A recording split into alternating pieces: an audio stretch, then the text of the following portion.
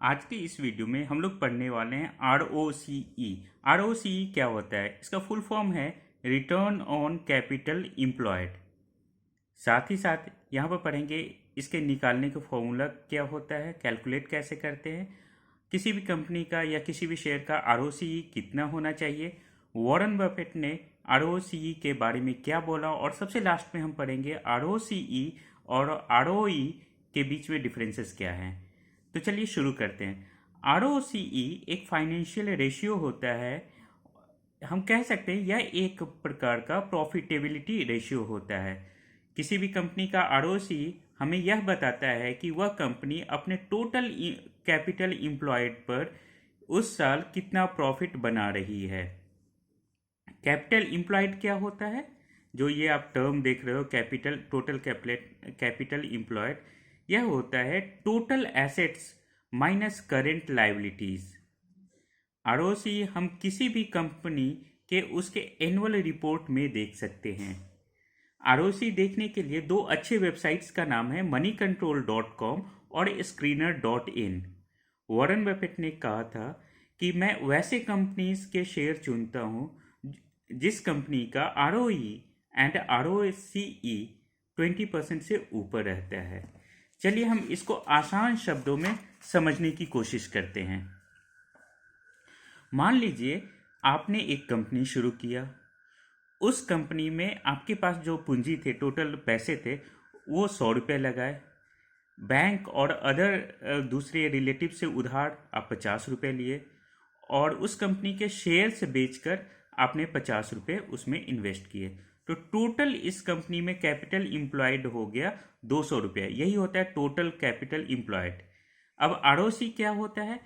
एक साल बाद इस कंपनी का 200 रुपये पर जितना भी रिटर्न होगा, इस पैसे पर जितना भी रिटर्न होगा उसको ROCE कहते हैं। और 50 रुपीज़ पर 50 रुपये जो कि हमने इक्विटी से रेज किया था, शेयर होल्डर के पैसे लगाए थे, तो वहाँ से जितने भी प्रॉफिट होंगे उसको ROE कहेंगे। इसका निकालने का एक फॉर्मूला है, mathematical formula. ROCE equal to earning before interest and taxes, EBIT कहते हैं, अपॉन कैपिटल एम्प्लॉयड। ये ऑपरेटिंग प्रॉफिट भी इसको कहते हैं।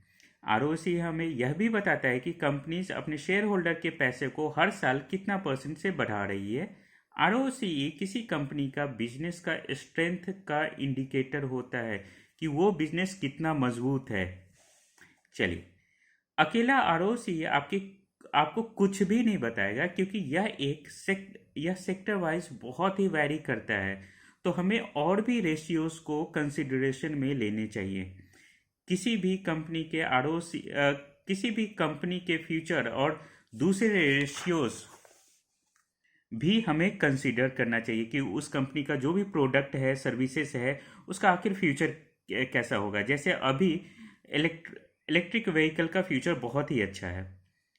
अगर किसी कंपनी के पिछले 7 से 10 साल में 15 से 20% का ROCE है तो कंपनी स्ट्रांग है, और यहाँ पर हम लॉन्ग टर्म के लिए अच्छा इन्वेस्टमेंट कर सकते हैं। Difference between ROE and ROCE, जो हमने पिछला एग्जांपल दिया था ROCE का, उसी को मैंने यहाँ पर लिख दिया है। तो यहाँ पर देखने वाली बात यही है, बस यहाँ पर डिफरेंसेस यही है कि इस पर जो प्रॉफिट होगा 200 रुपये, टोटल कैपिटल इम्प्लाइड पर जो प्रॉफिट होगा उसको ROCE कहेंगे, और टोटल शेयर्स पे जो प्रॉफिट होगा, शेयर होल्डर के पैसे पे जो प्रॉफिट होगा, उसको ROCE कहेंगे। ROCE में ऑपरेटिंग प्रॉफिट लिया जाता है न्यूमरेटर में। ऑपरेटिंग प्रॉफिट यही हो गया जो EBIT था। ठीक है, इसी तरह के और भी इंफॉर्मेटिव नोट्स के लिए, हैंड रिटन नोट्स के लिए हमारे चैनल को जरूर सब्सक्राइब करें। Thank you.